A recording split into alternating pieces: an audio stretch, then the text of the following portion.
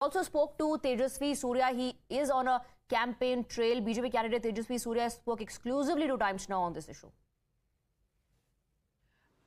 देश में आज मोदी जी के प्रति इतना प्यार है और इतना एक बड़ा एक डिमांड है मोदी जी का। सो ये जो मोदी वेव है वो सिर्फ बेंगलोर में नहीं, बेंगलोर साउथ में ही नहीं, पूरे देश में आज बहुत बड़ा मोदी सुनामी है। आप जहां जा रहे हैं वहां वो छोटे बच्चे हो, बुजुर्ग हो, गरीब हो, अमीर हो, मिडिल क्लास लोग हो, युवा हो, महिला हो, सब मोदी मोदी मोदी एक ही नाम सब लोग एक प्रकार से जप कर रहे हैं। तो बहुत अच्छा लग रहा है कि ये क्योंकि लोकतंत्र की एक त्योहार है और इस त्योहार में निश्चित रूप से बेंगलोर में भी और देश में भी भाजपा की जीत होगी। आपके खिलाफ जो है कांग्रेस ने एक मंत्री की बेटी को टिकट दिया है, सौम्या रेड्डी की हम बात कर रहे हैं, और पूरे राज्य भर में अगर हम देखें तो कई मंत्रियों के दामाद, बेटियां, इन सबको टिकट दिया गया है। तो किस तरह से देखते हैं इसे? मैडम, कर्नाटका के 28 सीट्स में 12 सीट्स में कांग्रेस के प्रत्याशी किसी एक कांग्रेस मंत्री का बेटा या बेटी है। सो ये साफ है लोगों को कि कांग्रेस चुनाव अपने बेटे बेटियों के लिए, उनके जीत के लिए लड़ रहा है। Bhajpa on the other hand देश के जीत के लिए हम चुनाव लड़ रहे हैं। तो किस तरह से देखते हैं अनामले को? यहाँ के MP IPS भी रहे हैं। हाँ, मेरे कॉन्स्टिट्यूएंसी में जब 5 साल पहले चुनाव लड़ा पहली बार, तब यहाँ के DCP अन्नामलाई जी थे और तब भी अन्नामलाई जी का जो रेपुटेशन कर्नाटका में था वो as a very strong, very committed, honest officer के रूप में था। उनको कर्नाटका में सिंघम भी बोला जाता था।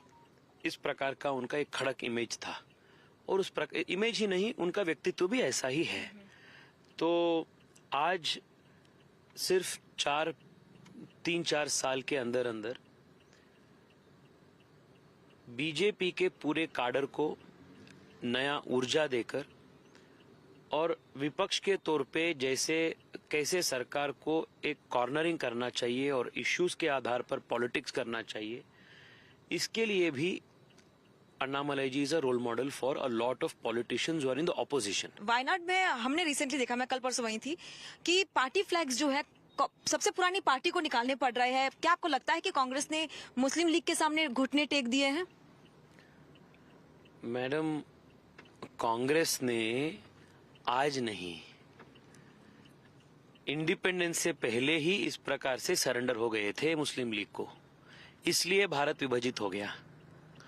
इसमें सरप्राइजिंग बात ही नहीं है, इसमें नई चीज है ही नहीं।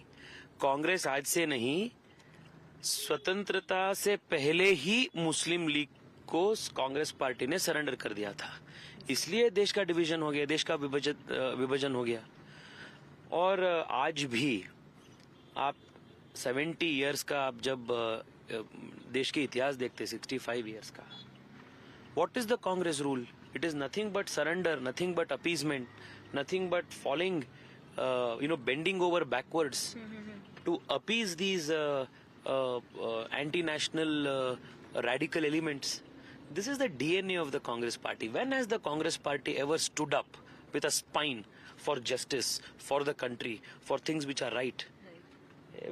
इसलिए लोग कांग्रेस पार्टी को ऐसे रिजेक्ट कर रहे हैं। SDPI भी तो सपोर्ट कर रही है। ये सब वही है ना, SDPI, मुस्लिम लीग, ये सब एक ही प्रकार के ऑर्गेनाइजेशंस है। SDPI तो बैंड टेररिस्ट ऑर्गेनाइजेशन है। सो आज कांग्रेस को टेररिस्ट ऑर्गेनाइजेशंस का मदद लेना जरूरी बन गया है, मतलब मजबूरी बन गया है।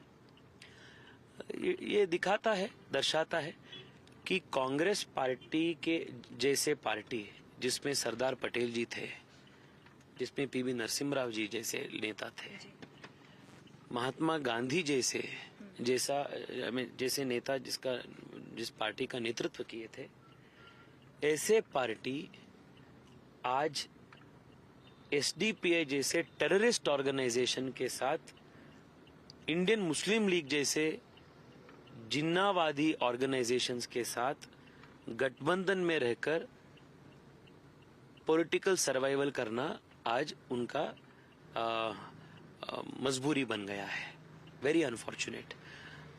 जिसको हम फ्रिंज कहते हैं ना, एक्सट्रीमिस्ट एलिमेंट्स, वो आज एक्सट्रीमिस्ट एलिमेंट्स कांग्रेस का मेन स्ट्रीम बन गया है, या कांग्रेस ही एक्सट्रीमिस्ट एलिमेंट्स के साथ मिलकर कांग्रेस भी एक्सट्रीमिस्ट बन गए हैं, फ्रिंज एलिमेंट बन गए हैं। If you like this video, then like, share and subscribe to ET Now.